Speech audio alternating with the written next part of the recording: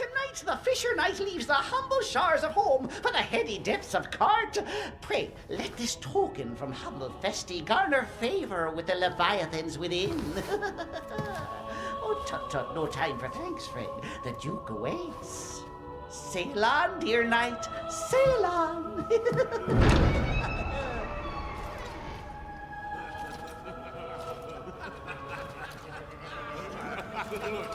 Look at the brave knight.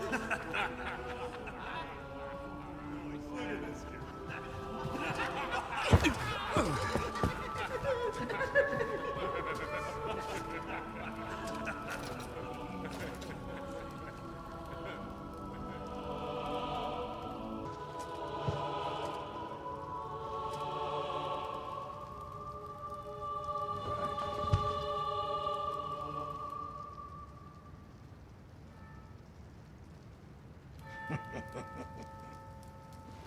I fear your crown outshines my own.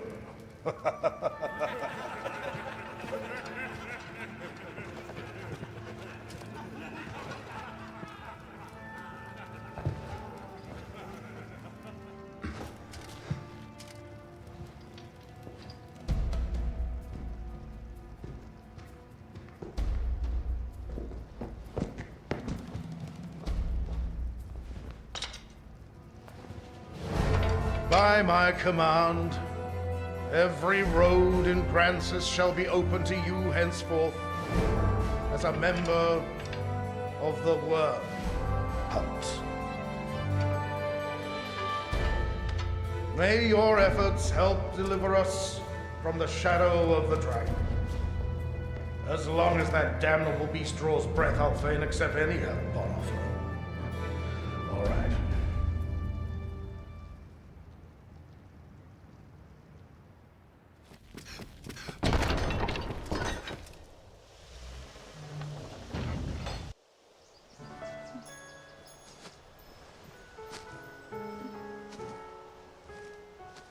My. Apologies, dear warrior, but to see a face austere as the castle walls adorned with this... Still, 'tis more agreeable than the endlessly dour air of most of my husband's sawn swords.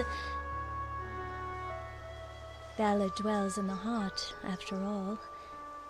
The brave ought not need their raiment to speak for their mettle, no?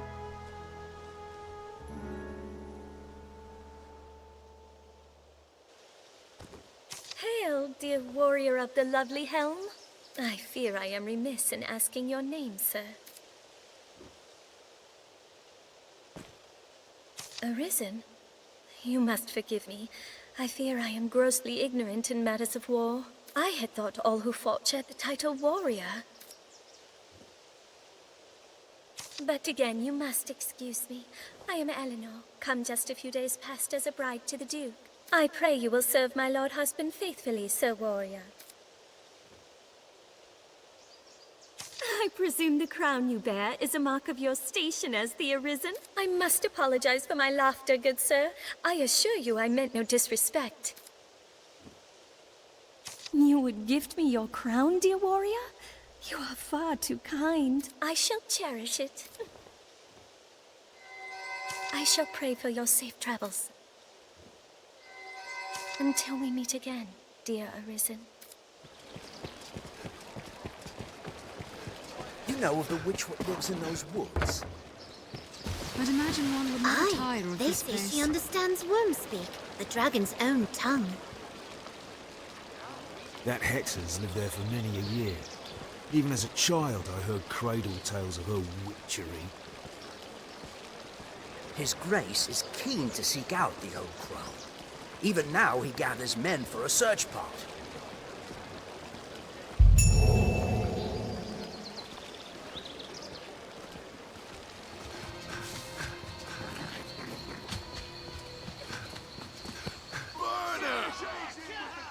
Hang her! Hang the witch! She conjures a dragon! Damnable Hexer! Quickly, we must help her. Burn her! She's in with the dragon!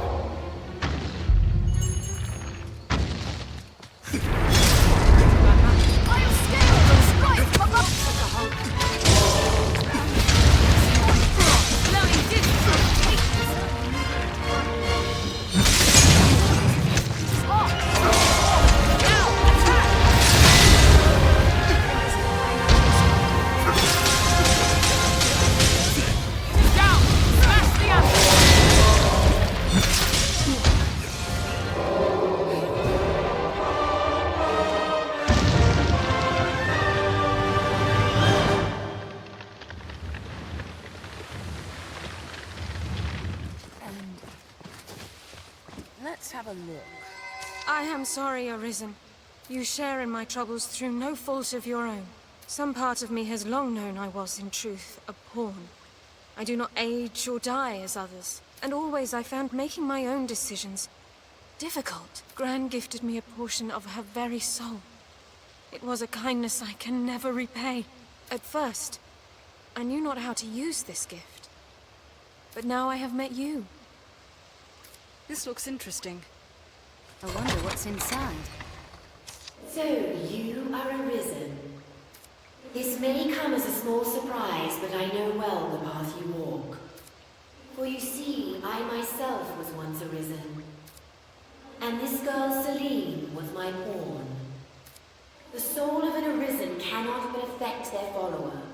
Given time, the pawn will assume the Arisen's very form. This is the bestowal of spirit, or so I named it. I did not grasp the full meaning of this transfer when first I noticed it. But see well, Celine. See how she resembles me? I pray she can soon live her life as a human true. Age and experience separate us, Arisen, but I know you ken my words. Celine is more than pawn now. She yearns to choose the course of her life, free from the will of others. If you can aid in this, there may yet be a future for her. My pawn print. Yes, I see it now. In truth, I had long thought as much. The ways of pawns and humans are so very close. Can I truly live? Can I be human? You can, Celine. The bestowal of spirit granted you my heart. As you learned of the world, you filled this heart with feelings of your own. Pawns are but shadows of life, doomed to forever echo out across the rift.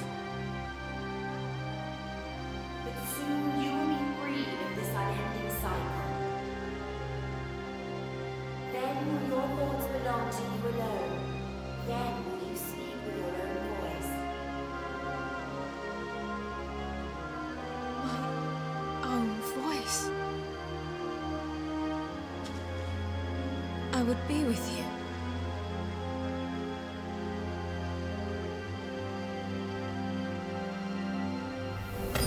I've learned that you don't gain quest knowledge.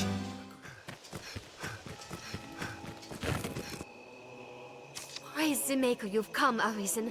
Oh, this is glorious. Most glorious. Pardon me, sir. Forgive the ramblings of a handmaiden on a strange errand. It's only... Milady's request to see you is a rare thing, you see. First in all my years with her, in truth, I trust you understand the delicacy of the situation. Milady is a married woman, I need not remind you. And well, yes, even innocent conversation could be bent foul were it discovered by others. Pray, walk softly, Arisen, and have a care to let none find you visiting Milady's chambers.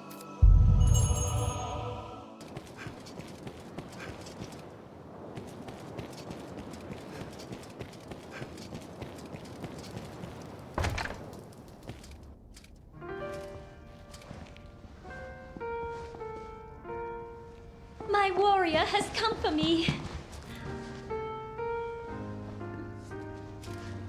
You must think me a shameless harlot. Would that words could prove my love is pure. Off to a nice siren after a long day's ruling, sire? No, you must hide. There is the boldness that filled a dragon. Quickly! You storm my lady's bedchambers with the urgency of a man in battle.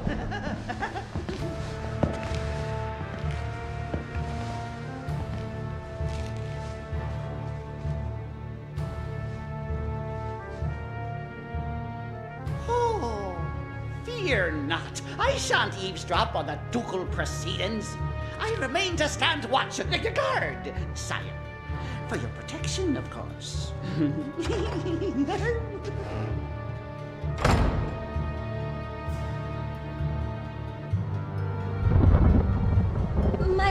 been. Would you had mentioned your coming, I might have dressed more finely.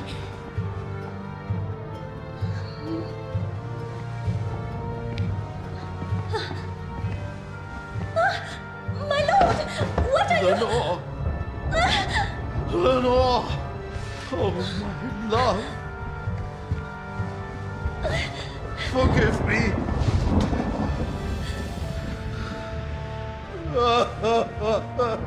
My Lord Edmund, is something...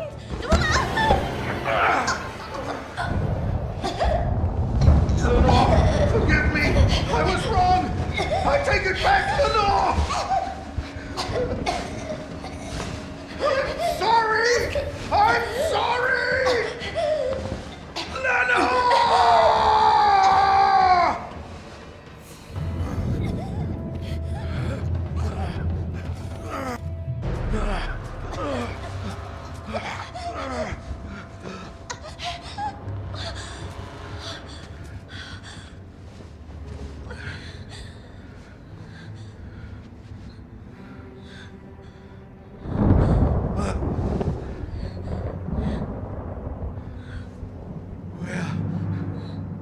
What have I...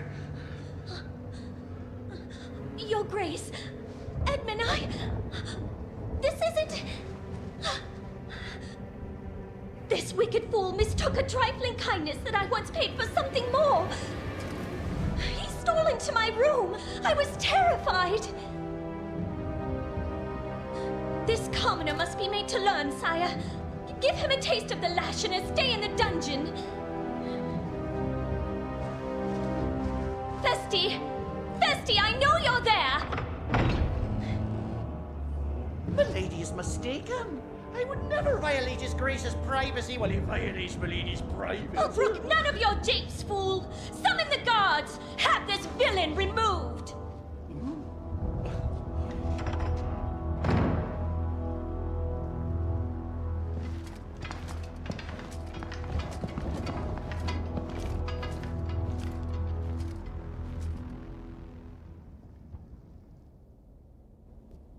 Well, now, what have we here? Friend of the Duchess, sneaking off to her chambers for a cup of tea? Must be a fine tea. What to come all this way in the dead of night? Or perhaps you seek refreshment of a different sort, like a turn in the sheets with His Grace's own wife. Damn, you're tougher than you seem. Perhaps there's aught to this Arisen business after all.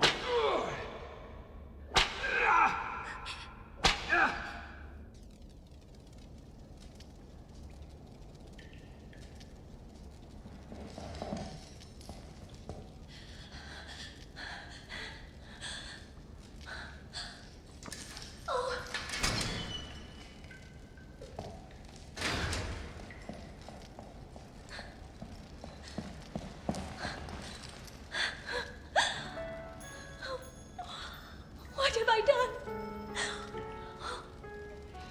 I cannot ask forgiveness for this betrayal. But I was certain the Duke would cut me down where I stood had I not spoken so.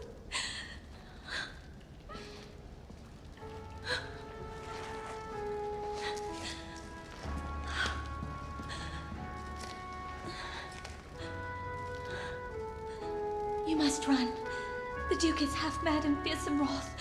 I shall think of some way to assuage him.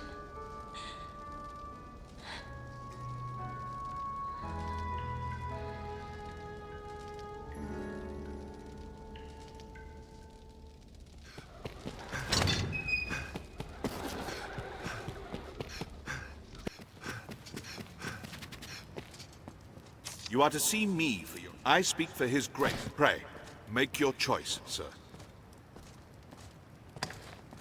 You've a stake in this, and a right to hear, sir. You know of Fornival, aye? He is among the wealthiest of Grand Soren's merchants. Though now he stands to lose all. He is accused of a litany of crimes. I would beg a favor, if you've the time. It seems Fornival was as busy in his underground dealings as in his honest work. His bill of crimes includes bribery, fraud, abduction, the selling of secrets, even collusion with salvation.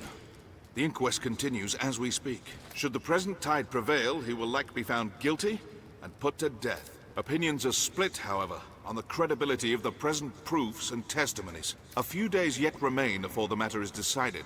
I ask that you go and gather what facts you can. Any proof is welcome, be it evidence or testimony. Aught that clearly shows his guilt or innocence. Justice must be done, and for that, we've need of the truth.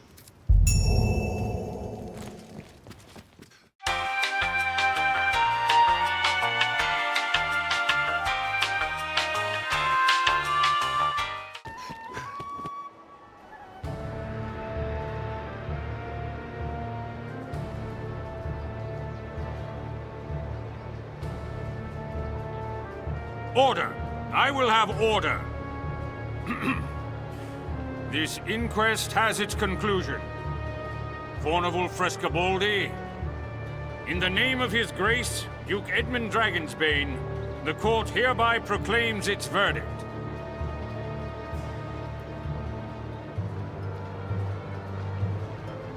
Guilty. Whereas you have deceived your fellow man to sate your avarice, the court sentences you to life imprisonment. This inquest is hereby ended.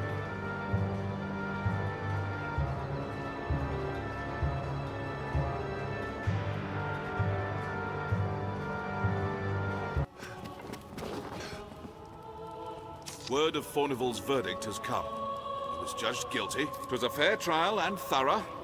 Justice was done, thanks in great part to your efforts. I am not without pity for him and his house, but such are the wages of wickedness. And for you, sir, the wages of diligence. Take it with my thanks. You are to see me for you. I pray, make your choices. No doubt you're aware the roads are ever more overrun with beasts of every stripe. The threat has only worsened since the dragon's coming. Trade has suffered, citizens have died. A company of the land's finest sword hands have been gathered to thin the creature's numbers. It is no perfect solution, but it is a start. There's been no end of reports of caravans bearing tribute bound for Gran Soren being waylaid by monsters. Among them, the direst threat is posed by the Griffin. It is not a creature easily quelled, but we can ignore it no longer. Hence the company of elites. And now it seems they are prepared to face the beast. They stand in wait outside the castle gate. Go and speak with them for further detail. I fear this may be a long battle, sir. May the Maker be your shield. Is well suited for human life. I had a feeling you might be our escort.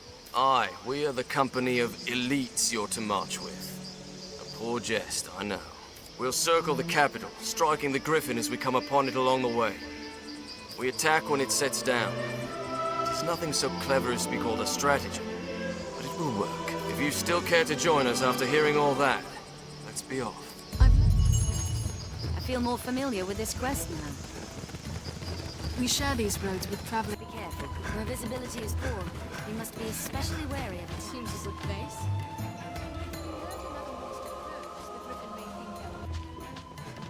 Tis close. I can feel it. Ha!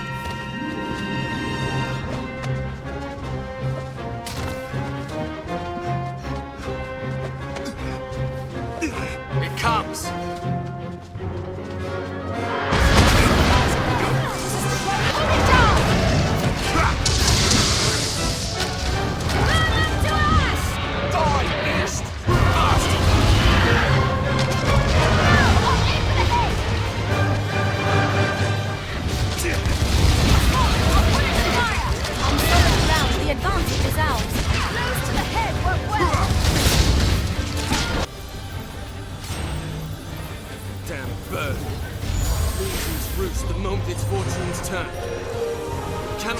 Chance escape. Come, Arisen, to the Blue Moon Tower.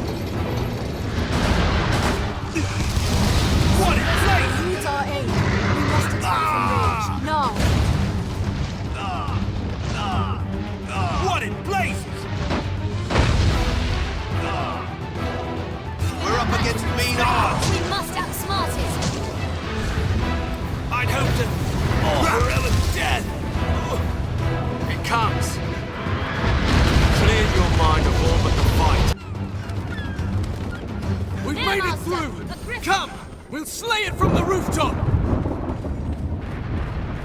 To the roof. We'll find it there.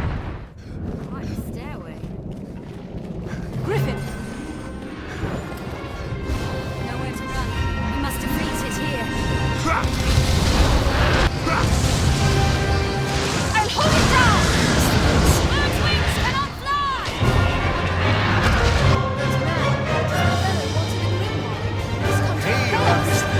My thanks again for your aid in time past. I have come now to lend my support. The same prize you claim for me. Let us see how the creature takes to my arcane magic. What say you to that, beast? It is a taste of old sedimentary water. Strike with all you have!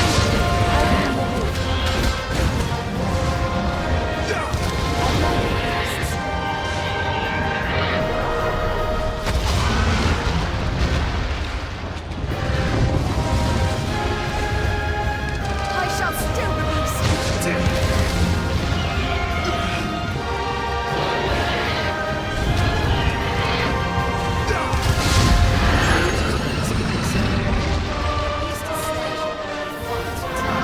You all right, Master?